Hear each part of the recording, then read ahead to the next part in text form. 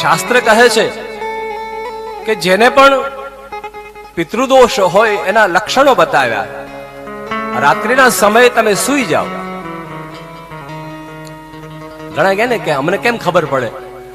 હવે તો બ્રાહ્મણોને બતાવીએ, બ્રાહ્મણો બધા કઈ સાચું ન કે, આડું અવડું એમ કે, બરાબર ને? સમજી ગયા ને તમે?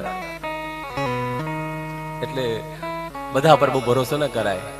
પણ તમને જાતે આપણે પોતાને ખબર પડે કે આપણા ઘરમાં પિતૃ છે કે નહીં. પહેલી વસ્તુ, તમે જ્યારે રાત્રિના સમયે જમી કારવીને સૂઈ ગયા હો, 8-9 વાગે 10 વાગે તમે સૂઈ જાઓ, અને સૂઈ ગયા પછી તરત જ 2 કે 3 કલાકની અંદર તમારી ઊંઘ ઉડી જાય અને તમને તરસ લાગે. 10 વાગે સૂઈ ગયા હો તો 1 વાગ્યા સુધીમાં તમારી ઊંઘ ઉડી જાય તરત જ. 11 વાગે સૂઈ ગયા હો તો 2 વાગ્યા સુધીમાં તમારી ઊંઘ 3 જ કલાકમાં ઊંઘ ઉડી જાય અને તરત જ તરસ લાગે. ગમે એટલું ખાઈ પીને હોઈ ગયા હો તો પણ તમને તરસ લાગે અથવા ભૂખ લાગે તો સમજો કે મારા પિતૃઓ અતૃપ્ત છે, અતૃપ્ત છે.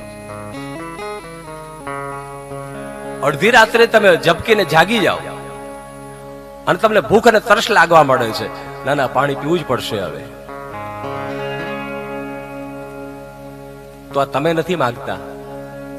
સમજી લેજો તમારા કોઈ આગળના રહેલા પિતૃઓએ પુકાર પાડે છે કે મને પાણી પણ નસીબ થયું નથી,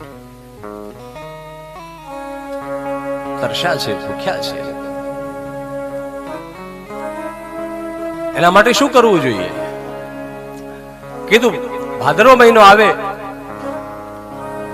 ત્યારે પાણીયારા ઉપર દક્ષિણ દિશામાં દીવો કરો. પાણીયારા ઉપર દક્ષિણ બાજુની જ્યોત રાખી અને એક દીવો પ્રગટ કરો. સાથે સાથે 16 શ્રાદ્ધની અંદર એક કળશ પાણી, એક તાંબાના કળશમાં, નાના એવી લોટીમાં કે એમાં પાણી લઈ અને પાણીયારા પર મૂકી રાખો. એની અંદર ધારો પધરાવો, એની અંદર તુલસી દળ પધરાવો, બની શકે તો બિલીપત્ર પધરાવો.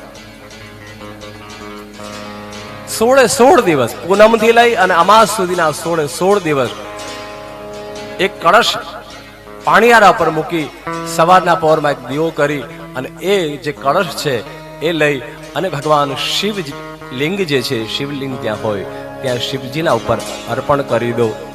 ઓમ નમઃ શિવાય, ઓમ નમઃ શિવાય, ઓમ નમઃ શિવાય, ઓમ નમઃ શિવાય, ઓમ નમઃ શિવાય. બોલો બધા, ઓમ નમઃ શિવાય.